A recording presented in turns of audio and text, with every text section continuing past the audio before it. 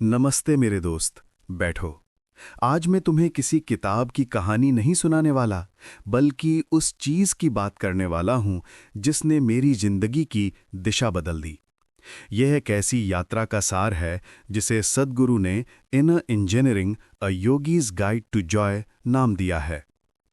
तुम जानते हो, हम सब खुशी की तलाश में हैं, लेकिन ये खुशी हमेशा बाहरी परिस्थितियों पर निर्भर क्यों रहती है? अगर अच्छी नौकरी मिली तो खुश, किसी ने तारीफ की तो खुश, लेकिन जरा सी बात बिगड़ जाए तो हम अंदर से टूट जाते हैं। सद्गुरु की ये किताब इसी बाहरी निर्भरता को जड़ से उखाड़ फेंकने का एक मैनुअल है। इसे सिर्फ एक सारांश मत समझना, इसे एक कहानी समझना। ये कहानी है उस इंसान की जो हमेशा बाहर की दुनिया को ठीक करने में लगा रहता है, जबकि असली समस्या उसके भीतर के इंजीनियरिंग में है। अध्याय 1। बाहरी दुनिया का भ्रम और भीतर का यंत्र। The illusion of the outer world and the inner machine. हमारा जन्म सिद्ध अधिकार, आनंद। सद्गुरु सीधे सवाल करते हैं, तुम जिंदगी से क्या चाहते हो? जवाब हमेशा एक ही होता है, शांति, खुशी और आनंद। वो कहते हैं कि आनंद कोई लक्ष्य नहीं है जिसे हासिल करना पड़े, ये हमारी मूलभूत प्रकृति है। जैसे तुम हवा में सांस लेते हो, वैसे ही आनंद में जीना तुम्हारा स्वाभाविक तरीका है, लेकिन हमने इस प्रकृति को दबा दिया है। यंत्र कहाँ है? हम सोचते हैं कि हमारी खुशी का रिमोट कंट्रोल किसी और के हाथ में है, मेरे बॉस के पास, मेरे साथी के पास, या मेरी आर्थिक स्थिति के पास। सद्गुरु कहते हैं ये सबसे बड़ी गलती है। अगर तुम एक मशीन हो तो उसका इंजन, उसका कंट्रोल पैनल सब तुम्हारे भीतर है। सोचो, तुमने एक शानदार गाड़ी खरीदी है, बेहतरीन इंजन, डिजाइन लाजवाब, लेकिन तुम्हारे पास उसका उपयोग करने का मैनुअल नहीं है। तुम हर बार गियर बदलना भूल जाते हो, ब्रेक लगाने की जगह एक्सेलरेटर दबा देते हो, और अंत में तुम दुखी होते हो क्योंकि गाड़ी ठीक से नहीं चल रही। सद्गुरु कहते हैं हमारा शरीर और मन एक जटिल और अद्भुत यंत्र है, लेकिन हमने कभी इसे समझने की कोशिश ही नहीं की। हमारा मन बनाम बाहरी दुनिया। मन एक बेकाबू बंदर की तरह है। ये लगातार अतीत की यादों और भविष्य की चिंताओं के बीच झूलता रहता है। हम अपने मन को चलाने की कोशिश करते हैं, लेकिन असल में हमारा मन हमें चला रहा होता है। असली इंजीनियरिंग यहीं शुरू होती है। इनर इंजीनियरिंग का मतलब है इस आंतरिक यंत्र को इस तरह से ट्यून करना कि बाहर चाहे कुछ भी हो रहा हो, भीतर एक स्थिरता और आनंद कायम रहे। ये किसी धार्मिक आस्था पर आधारित नहीं है, ये एक तकनीक है, एक विज्ञान है। अध्याय 2। कर्म की गांठें और 100% जिम्मेदारी। सद्गुरु इस बात पर बहुत जोर देते हैं कि हम अपनी वर्तमान स्थिति के लिए खुद ही जिम्मेदार हैं। ये विचार जितना सरल लगता है, उतना ही क्रांतिकारी है। कर्म सजा नहीं, स्मृति है। लोग अक्सर कर्म को सजा या भाग्य समझते हैं। सद्गुरु इसे पूरी तरह से अलग तरह से परिभाषित करते हैं। कर्म केवल संचित स्मृति यानी मेमोरी है। जब हमने जन्म लिया तो हमें एक निश्चित शारीरिक और मानसिक ढांचा मिला, जैसे एक कंप्यूटर में डिफ़ॉल्ट ऑपरेटिंग सिस्टम। जैसे जैसे हम जीते हैं, हर अनुभव, हर विचार, हर भावना हमारे भीतर दर्ज होती जाती है। ये रिकॉर्डिंग ही कर्म है। शारीर स्तर पर स्मृति, ये हमारे डीएनए में दर्ज है, हमारे पूर्वजों की अरबों साल की यात्रा, जिससे पता चलता है कि हमारा शरीर कैसे काम करता है। मानसिक स्तर पर स्मृति, ये हमारे अनुभवों, हमारी शिक्षा और हमारे रिश्तों से बनती है। ये तय करती है कि हम किसी स्थिति पर कैसी प्रतिक्रिया देंगे। ये संचित कर्म एक अदृश्य जेल की सलाखों की तरह है। हम सोचते हैं कि हम आज़ाद हैं, लेकिन हम हमेशा अपनी पुरानी स्मृतियों के पैटर्न के अनुसार ही प्रतिक्रिया देते हैं। अगर बचपन में किसी ने तुम्हें दुख दिया था, तो आज तुम हर नए रिश्ते में उस पुराने दुख को तलाशोगे और उसे दोहराओगे। पीड़ितों की संस्कृति का अंत। हम अपनी समस्याओं के लिए हमेशा किसी और को दोष देते हैं। उसने मुझे गुस्सा दिलाया, मौसम खराब है इसलिए मेरा मूड खराब है। सद्गुरु कहते हैं, जब तुम कहते हो कि कोई और तुम्हारी भावनाओं, तुम्हारे सुख दुख का कारण है, तो तुम अपनी जिंदगी की चाबी उसे सौंप देते हो। तुम खुद को एक पीड़ित बना देते हो। 100% जिम्मेदारी। इनर इंजीनियरिंग का मूल मंत्र है, तुम अपनी जिंदगी में जो कुछ भी अनुभव करते हो वो तुम्हारी ही रचना है। इसका मतलब ये नहीं कि तुम बाहरी घटनाओं के लिए जिम्मेदार हो, जैसे भूकंप या किसी और का बुरा व्यवहार। इसका मतलब ये है कि उन बाहरी घटनाओं के प्रति तुम्हारी आंतरिक प्रतिक्रिया के लिए तुम 100% जिम्मेदार हो। अगर कोई पत्थर फेंकता है और तुम उस पत्थर को पकड़कर अपने सर पर मार लेते हो, तो पत्थर फेंकने वाला दोषी है, लेकिन तुम्हारे सर पर चोट लगने का कारण तुम्हारी प्रतिक्रिया है। जब हम पूरी जिम्मेदारी लेते हैं तो शिकायत करने की जगह खत्म हो जाती है। जब शिकायत खत्म होती है तो हमारे पास स्वतंत्रता आ जाती है कि हम अपने अनुभव को कैसे रचना चाहते हैं। अध्याय 3, पंचकोश, शरीर की वास्तुकला। हम खुद को सिर्फ ये भौतिक शरीर मानते हैं, लेकिन यौगिक विज्ञान के अनुसार हमारा अस्तित्व 5 परतों या कोशों से बना है। इन्हें समझना जरूरी है, क्योंकि इनर इंजीनियरिंग का लक्ष्य इन सभी कोशों को संतुलन में लाना है। 1, अन्नमय कोश। ये हमारा भौतिक शरीर है जो भोजन से बनता है। ये वो हिस्सा है जिसे हम छू सकते हैं और देख सकते हैं। सद्गुरु कहते हैं कि हमें इस शरीर की सीमाओं को समझना होगा। ये नश्वर है, लेकिन इसे स्वस्थ रखना जरूरी है, क्योंकि ये हमारी आध्यात्मिक यात्रा का वाहन है।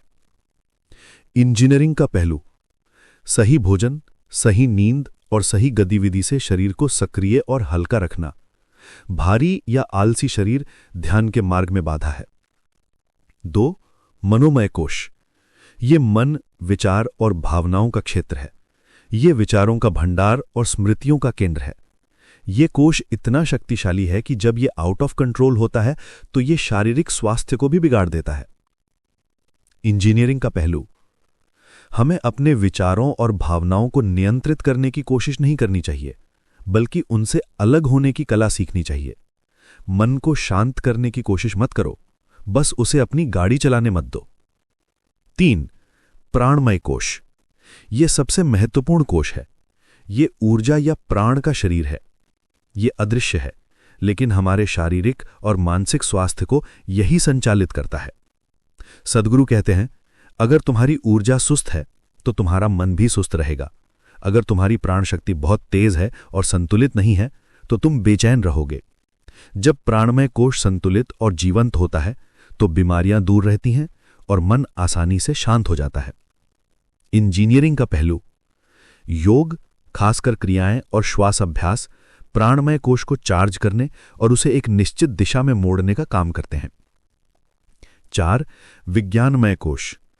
ये बोध या ज्ञान का कोश है। ये वो जगह है जहां हम विचारों और भावनाओं से परे जाकर गहरी समझ और अंतर्ज्ञान का अनुभव करते हैं। ये तब सक्रिय होता है जब हम अपने अनुभवों को कर्म की स्मृतियों के फिल्टर के बिना देखना शुरू करते हैं। 5, आनंदमय कोश। ये सबसे भीतरी और सूक्ष्म कोश है। ये स्वाभाविक खुशी और आनंद का क्षेत्र है जो किसी बाहरी कारण पर निर्भर नहीं है। ये वो स्थिति है जिसे हम योग या एकता कहते हैं। सद्गुरु कहते हैं, हम बाहरी खुशी की तलाश में भटकते रहते हैं, जबकि हम खुद आनंदमय कोश के केंद्र में हैं। हमें केवल बाकी 4 कोशों को इतना स्थिर और पारदर्शी बनाना है कि ये आंतरिक आनंद बाहर छलक सके। अध्याय 4, योग, जोड़ना ना कि तोड़ना, योगा, यूनियन नॉट एक्रोबैटिक्स। जब सद्गुरु योग की बात करते हैं तो उनका मतलब सिर के बल खड़े होने या जटिल आसन करने से नहीं होता। वो समझाते हैं कि योग का शाब्दिक अर्थ है संग, यानी यूनियन, खुद को अस्तित्व के साथ जोड़ना। योग की 4 मुख्य शाखाएं हैं। योग कोई एक पद्धति नहीं है, ये जीवन जीने का एक तरीका है जिसे 4 मुख्य मार्गों में विभाजित किया गया है, जो इंसान की अलग अलग प्रकृति पर आधारित हैं। पहला, कर्म योग, द योगा ऑफ एक्शन। ये उन लोगों के लिए है जिनका झुकाव क्रिया की ओर ज्यादा है। कर्मयोग का अर्थ है काम को पूरी लगन और दक्षता के साथ करना, लेकिन उसके फल से अनासक्त रहना। सद्गुरु कहते हैं, अगर तुम किसी काम को सिर्फ इसलिए करते हो कि तुम्हें उससे कुछ मिलेगा तो तुम्हें गुलाम हो। कर्मयोगी काम इसलिए करता है क्योंकि वो स्वयं उस कार्य को करना चाहता है और वो उसे पूरी तरह से समर्पित होकर करता है। जब तुम अनासक्ति से काम करते हो तो कर्म की गांठें नहीं बनती, यानी तुम नई स्मृतियां नहीं जोड़ते। दूसरा, ज्ञान योग, द योगा ऑफ नॉलेज, ये उन लोगों के लिए है जिनका झुकाव बुद्धि यानी इंटेलेक्ट की ओर ज्यादा है। ज्ञान योग सत्य की खोज तर्क और बोध के माध्यम से करता है। वो लगातार प्रश्न पूछता है, मैं कौन हूं, मेरा अस्तित्व क्या है। ज्ञान योगी मन और शरीर के भ्रम को समझने की कोशिश करता है। वो हर उस चीज को काटता जाता है जो वो नहीं है। नेति नेति, ये एक तीखी चाकू की तरह है जो भ्रम को चीर देती है। तीसरा, भक्ति योग, द योगा ऑफ डिवोशन, ये उन लोगों के लिए है जो भावुक भावनात्मक प्रकृति के होते हैं। भक्ति योग विश्वास या अंधभक्ति नहीं है, ये प्रेम करुणा और अटूट समर्पण का मार्ग है। जब तुम किसी चीज से पूरी तरह जुड़ जाते हो, चाहे वो गुरु हो, ईश्वर हो या कोई विचार हो, तो तुम्हारा अहंकार यानी ईगो पिघलना शुरू हो जाता है। सद्गुरु कहते हैं भक्ति योग सबसे आसान रास्ता है क्योंकि इसमें संघर्ष कम है। ये एक ऐसा मार्ग है जहां तुम बस खुद को सौंप देते हो। चौथा, क्रिया योग, द योगा ऑफ एनर्जी, ये उन लोगों के लिए है जो अपने शरीर की ऊर्जा यानी प्राण पर काम करना चाहते हैं। क्रिया योग जैसे कि योगिक क्रियाएं, श्वास अभ्यास आंतरिक ऊर्जा को इस तरह से व्यवस्थित करता है कि ये मानसिक अस्थिरता को खत्म कर दे। क्रिया योग एक तरह से इंजन की ट्यूनिंग है। जब तुम्हारी ऊर्जा सही ढंग से चलती है तो मन स्वचालित रूप से शांत हो जाता है। ये योग की सबसे सीधी और तकनीकी शाखा है। सद्गुरु का दृष्टिकोण, इनर इंजीनियरिंग में इन चारों तत्वों का मिश्रण जरूरी है। हमें काम भी कुशलता से करना है, कर्म योग समझना भी है, ज्ञान योग समर्पित भी होना है और अपने शरीर और ऊर्जा पर भी काम करना है यानी क्रिया योग। अध्याय 5, मन को नहीं मशीन को बदलो। Don't change the mind, change the machine. हम अक्सर सोचते हैं कि हमें अपने मन पर नियंत्रण पाना है। सद्गुरु कहते हैं ये कोशिश करना ही व्यर्थ है। मन का पागलपन, तुम्हारा मन स्मृति का एक विशाल भंडार है। इसमें वो सब कुछ है जो तुमने कभी पढ़ा, सुना या अनुभव किया है। जब तुम मन पर नियंत्रण करने की कोशिश करते हो तो तुम उससे झगड़ रहे होते हो। सद्गुरु एक शानदार उपमा देते हैं। अगर तुम जंगल में गाड़ी चला रहे हो और सामने हाथी खड़ा है तो क्या तुम गाड़ी की हेडलाइट बंद कर दोगे ताकि तुम्हें हाथी न दिखे? नहीं, तुम लाइट को ठीक से ट्यून करोगे ताकि रास्ता साफ दिखे। इसी तरह मन को बंद करने की कोशिश मत करो। उसे शांत करने के लिए हमें उसकी जड़ यानी ऊर्जा शरीर प्राणमय कोश पर काम करना होगा। श्वास जीवन का पुल, श्वास यानी ब्रेथ मन और शरीर के बीच का पुल है। तुम जब भी कोई तीव्र भावना महसूस करते हो, क्रोध, खुशी या डर, तुम्हारी श्वास की गति बदल जाती है। और इसका उल्टा भी सच है। अगर तुम अपनी श्वास को एक निश्चित तरीके से व्यवस्थित कर लो तो तुम अपनी भावनाओं को नियंत्रित कर सकते हो। इनर इंजीनियरिंग में सिखाई जाने वाली क्रियाएं इसी प्राणमय कोश को शुद्ध करती हैं। जब तुम्हारी ऊर्जा स्थिर और संतुलित होती है तो तुम्हारे विचार धीमे पड़ जाते हैं और तुम विचारों से परे की स्थिति यानी जागरूकता में आ जाते हो। ईगो यानी अहंकार की प्रकृति। अहंकार कोई बुरी चीज नहीं है जैसा कि अक्सर माना जाता है। ये हमारी पहचान की भावना है, वो चीज जो हमें बाकी दुनिया से अलग बताती है। ये जरूरी है ताकि हम दुनिया में कार्य कर सकें। लेकिन जब ये पहचान बहुत दृढ़ हो जाती है, जैसे मैं ये हूं, मेरा ये है, तो ये हमें सीमित कर देती है। सद्गुरु कहते हैं जैसे ही तुम्हारी पहचान किसी चीज से जुड़ती है, धर्म, जाति, देश, संपत्ति, तुम उसके गुलाम बन जाते हो। तुम उस चीज की रक्षा करने और उसे बड़ा दिखाने में अपनी सारी ऊर्जा खर्च कर देते हो। इनर इंजीनियरिंग का उद्देश्य अहंकार को नष्ट करना नहीं, बल्कि उसे इतना लचीला बनाना है कि वो जरूरत के हिसाब से काम करे, ना कि हमें नियंत्रित करे। अध्याय 6, संबंध, सीमाओं का विस्तार। सद्गुरु के अनुसार रिश्ते दुखों का सबसे बड़ा स्रोत क्यों बनते हैं? क्योंकि हम हमेशा दूसरे इंसान को अपनी उम्मीदों के सांचे में ढालने की कोशिश करते हैं। अपेक्षा और बंधन। जब तुम किसी से कहते हो मैं तुमसे प्यार करता हूं, तो तुम सच में कह रहे होते हो मुझे तुम ऐसे चाहिए जिससे मुझे अच्छा महसूस हो, यानी तुम्हारा प्यार सशर्त है। सद्गुरु कहते हैं, सच्चा प्रेम तब होता है जब तुम दूसरे व्यक्ति के होने के तरीके को स्वीकार करते हो, बिना किसी बदलाव की उम्मीद के। संबंधों को एक साधन के रूप में देखना। रिश्ते बंधने के लिए नहीं है, वे सीमाओं को तोड़ने के लिए एक साधन है। जब तुम किसी के साथ गहराई से जुड़ते हो, तो तुम्हारी पहचान मैं से हटकर हम की तरफ बढ़ती है। ये अहंकार के लचीलेपन की परीक्षा होती है। अगर तुम वाकई अपने संबंधों को बेहतर बनाना चाहते हो, तो बाहर वाले को सुधारना बंद करो और अपनी आंतरिक इंजीनियरिंग पर काम करो। जब तुम भीतर से आनंदित होते हो, तो तुम्हें दूसरे से खुशी मांगने की जरूरत नहीं पड़ती। तुम बस अपनी खुशी बांटते हो। अध्याय 7, मृत्यु, जीवन का अंतिम सार। सद्गुरु मृत्यु को जीवन की एक भयावह घटना के रूप में नहीं देखते, बल्कि जीवन की अनिवार्य और स्वाभाविक प्रक्रिया के रूप में देखते हैं। और वो कहते हैं कि अगर तुम अपनी जिंदगी के हर पल को पूरी जागरूकता से जीते हो, तो मृत्यु का डर खत्म हो जाता है। समय की चेतना। लोग जिंदगी भर इसलिए भागते रहते हैं क्योंकि वो सोचते हैं कि उनके पास अनंत समय है। वे खुशी को कल के लिए टालते रहते हैं। यौगिक विज्ञान के अनुसार जीवन और मृत्यु केवल ऊर्जा के रूप में एक अवस्था से दूसरी अवस्था में संक्रमण है। जब प्राण ऊर्जा शरीर को छोड़ती है, तो उसे मृत्यु कहते हैं। अगर तुम इनर इंजीनियरिंग के माध्यम से अपनी ऊर्जा पर नियंत्रण कर लेते हो, तो तुम अपने जीवन के अंतिम क्षणों को भी भय या दर्द में नहीं, बल्कि जागरूकता और शांति में जी सकते हो। जागरूकता वो कुंजी है जो तुम्हें शरीर के नष्ट होने पर भी तुम्हें अपने अनुभव का स्वामी बनाए रखती है। निष्कर्ष, आनंद का मार्ग लक्ष्य नहीं। तो मेरे दोस्त, सद्गुरु की इनर इंजीनियरिंग कोई दार्शनिक पाठ नहीं है, बल्कि एक व्यवहारिक ब्लूप्रिंट है कि एक खुशहाल और शक्तिशाली जीवन कैसे जिया जाए। ये किताब हमें 5 मुख्य बातें सिखाती है। 1. तुम यंत्र हो, मालिक भी तुम हो।